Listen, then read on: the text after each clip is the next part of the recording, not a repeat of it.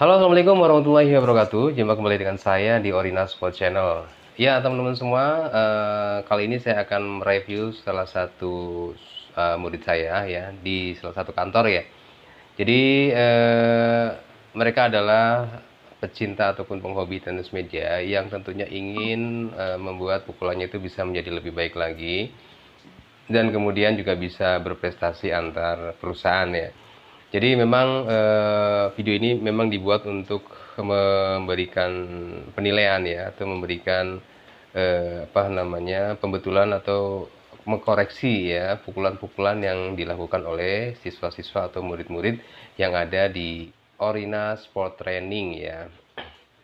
Nah, yang sedang dilakukan ini adalah pukulan top spin ya, top spin forehand. Teman-teman semua, untuk sebelum melanjutkan video ini jangan lupa untuk subscribe, like, and share. Ya, meskipun masih menggunakan baju apa dinas ya, baju dinas ataupun baju batik ya, teman-teman ini tetap untuk berlatih dan tetap semangat ya, karena kecintaannya terhadap olahraga ini. Mereka ingin bisa, kemudian pengen juga mengaplikasikan di setiap turnamen antar perusahaan ataupun turnamen-turnamen yang lain yang diselenggarakan oleh pihak lain. Bagaimanapun juga harus kita apresiasi bagaimana cara mereka untuk bisa dan belajar olahraga tenis meja ini. Dalam kasus pukulan ini atau pemukulan bola forehand ini, ada yang mesti kita soroti ya, yaitu terutama cara melakukan pukulan ya, di mana pukulannya itu masih terlihat tidak tidak lepas ya, jadi masih agak sedikit tegang ya. Nah, ini tegang ini mesti dikurangin guys ya, jadi jangan terlalu tegang dalam melakukan gerakan atau pukulan-pukulan baik forehand ataupun backhand ya. Nah, kemudian yang kedua itu selain harus lebih rileks lagi ya, eh, pergerakan kaki juga jangan terlalu berlebihan, jangan terlalu banyak ya. Ya, cukup kita putarkan dulu untuk satu posisi forehand ini, putar kaki ya. Nah, kemudian juga harus merunduk ya. Kalau untuk merunduknya masih kurang sedikit lagi ya. Jadi mesti harus lebih jongkok lagi guys ya. Jadi sementara yang kita saksikan di dalam video ini masih terlalu standing ya, terlalu berdiri ya, yang mesti harus lebih jongkok lagi. Nah, kemudian yang mesti kita sorotin lagi adalah tangan kiri dari yang berlatih ini ya.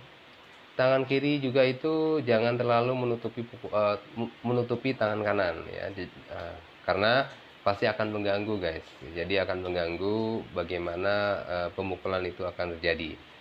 Nah, ini yang hal-hal yang mesti diperhatikan oleh teman-teman semua. Nah, kita bisa amat-amatin bagaimana cara melakukan pemukulan. Kemudian nih kelemahan yang keempat ya. Jadi dalam melakukan pemukulan forehand ini ya, itu ada beberapa kesalahan dalam hal siku ya. Jadi sikunya itu nggak boleh diangkat ke atas atau nggak boleh naik seperti ini guys. Ya, nggak boleh naik ya. Jadi arahnya itu harus ke depan sini. Nah, gini. Jadi arahnya itu harus ke depan ya, nggak boleh gini. Nah, jadi kalau siku naik itu mengakibatkan pukulan bisa menjadi out, kemudian juga tidak akan menjadi maksimal untuk kecepatannya ya. Ini sebenarnya masih kategorinya itu masih belum spin full ya, jadi ini masih, kalau saya bilang masih kategorinya itu masih stroke ya. Tapi ya stroke yang seperti ini akan lebih mudah ya nanti pada saat kita melakukan pukulan spin ya, karena stroke ini sebetulnya bisa membantu kita nanti dalam pola pembentukan pukulan spin guys ya. Nah, itu tadi kelemahan-kelemahan. Kita masih berjalan nih, kita masih amat-amatin terus. Kita lihat dulu guys permainannya.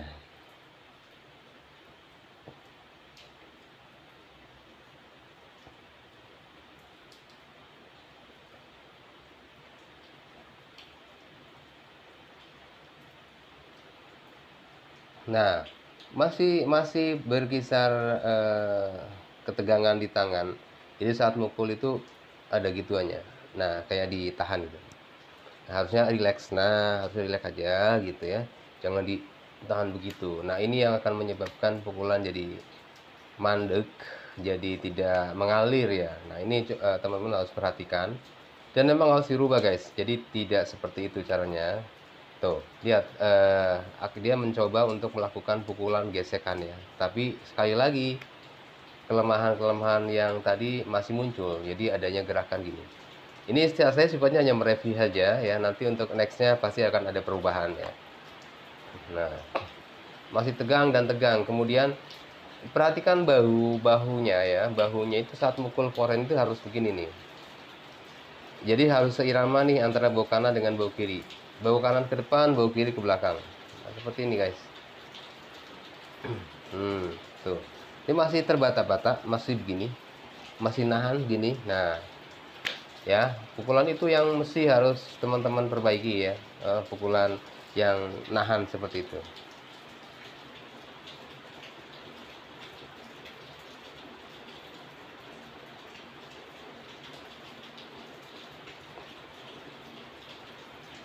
Nah, selanjutnya ini juga masih basic ya.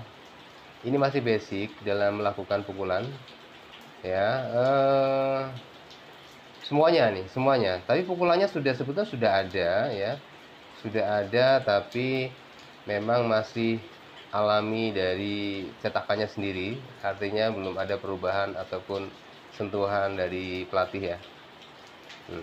Dan pukulannya cenderung masih parabol guys. Jadi masih terlalu tinggi ya.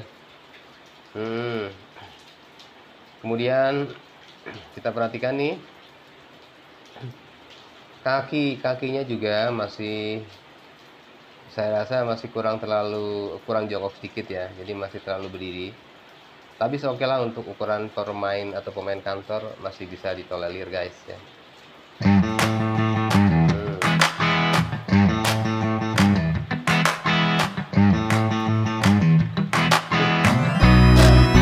Arahnya ya, tadi saya arahkan bagaimana cara mengarahkannya. Jadi masih gini nih. Nah, ini nih yang mesti dirubah nih. Tuh. Nah, ini gerakan kayak gini nih ya menghambat pukulan sebetulnya guys. Tuh, begini nih. Ya kan? Harusnya adalah gini nih. Nah, gini nih. Nah, ini yang benar gitu. Bukan begini. Tuh. Ya. Tapi apapun itu oke lah ya, karena memang masih belajar ya. Jadi masih dimaklumin ya, karena ini baru beberapa pertemuan ya. Kemudian titik poin atau titik pukul bolanya itu juga masih terlalu kerendahan ya. Jadi masih, kalau saya lihat tuh masih di jam 5. Sementara kalau di jam 5 itu sebetulnya untuk bola isi guys. Kalau untuk bola kosong itu jam maksimal itu di jam 2 lah ya. Jam 12, jam 1 dan jam 2 untuk pukulan forehand. Nah, jadi teman-teman yang di sana atau di luar sana yang memang masih atau sedang belajar tenis meja, teman-teman juga nggak usah ragu-ragu untuk belajar tenis meja, meskipun ataupun dengan usia berapapun, karena masih tetap bisa untuk dipelajari, ya kan? Tidak menutup kemungkinan untuk berprestasi juga. Karena pada prinsipnya pingpong lebih mengedepankan logika, lebih mengedepankan rajin dan tidaknya pemain. Semakin rajin akan semakin cepat bisa. Bakat ada, tapi kalau bakat yang ada tapi tidak berlatih akan kalah dengan yang tidak punya bakat tapi rajin berlatih. Pasti seperti itu guys. Ya, karena sudah saya amatin puluhan tahun bagaimana perubahan dari pemain-pemain yang berbakat dengan yang tidak berbakat.